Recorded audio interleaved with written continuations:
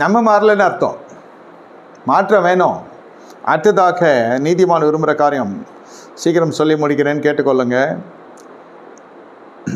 2 ராஜாக்களில் 4வது அதிகாரம் 1வது வசனம். அந்த தீர்க்கதரிசியுடைய மனைவி எலிசா வந்து பார்க்குறாங்க. கடன்காரன் வந்து நிற்கிறான். 2 பிள்ளைகளை அடிமைப்படுத்தி கொள்ள காத்து கொண்டிருக்கிறான்.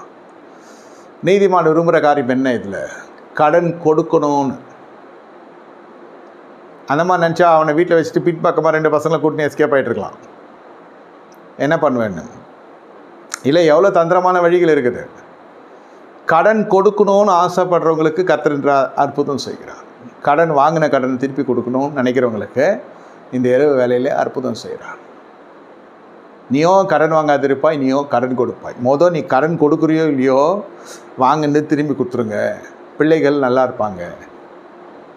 நீதிவான் விரும்புகிற காரியம். அற்புதம் நடக்கிறதுக்கு முன்னாடி சொல்கிறேன், ஒரு கலசம் 4 கலசம் கொடுக்குற எண்ணம் வந்துச்சு அந்த அம்மாவுக்கு. ஐயா கொடுத்துடணும் ஐயா.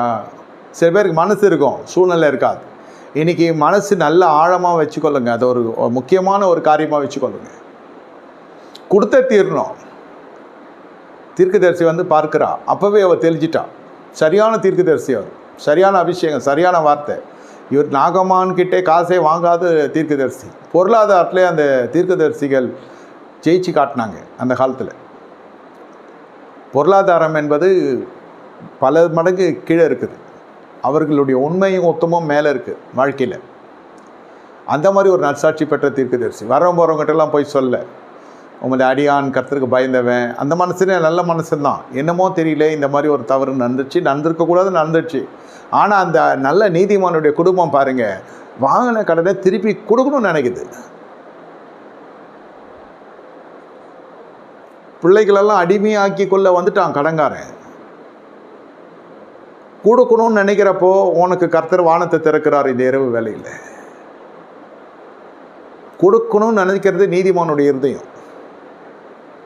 கொடுக்க முடியாத சூழ்நிலை தான், ஆனால் கொடுக்கணுன்றது அந்த எண்ணங்கள் வந்து அதிகமாக இருக்கணும். அப்போது உங்ககிட்ட அற்புதத்தை கர்த்தர் செய்ய வல்லவராய் கர்த்தர் எழுத்தருளுகிறார். நம்ம எண்ணங்கள் தான். அதுதான் சொல்கிறேன், ட்ரெஸ்ஸு முக்கியம் இல்லை. நீங்கள் போடுற மேல் அலங்காரத்தெல்லாம் கர்த்தர் பார்த்து உங்களை கடித்து கொள்றதும் இல்லை, அதில் உலகம் வந்து ஒட்டின்னு இருக்குதுன்னு சொல்கிறதும் இல்லை. இது எல்லாமே மாயமான தாழ்மையை பண்ணிவிட்டு உள்ளே இந்த மாதிரி கொடுக்கக்கூடாதுன்ற ஒரு எண்ணம் இருந்துச்சுன்னு வச்சுக்கோங்க. வாங்கின கடனை சொல்கிறேன், தசமாகம், காணிக்கை, ஆலயம் கட்டுற, பில்டிங் ஃபண்டு, அது இதெல்லாம் நான் கேட்கல. நீங்கள் வாங்கினேற்று திரும்பி செலுத்துங்கன்னு சொல்கிறேன். அந்த எண்ணம் இருந்ததுன்னா நீதிமானுடைய எண்ணம் அது.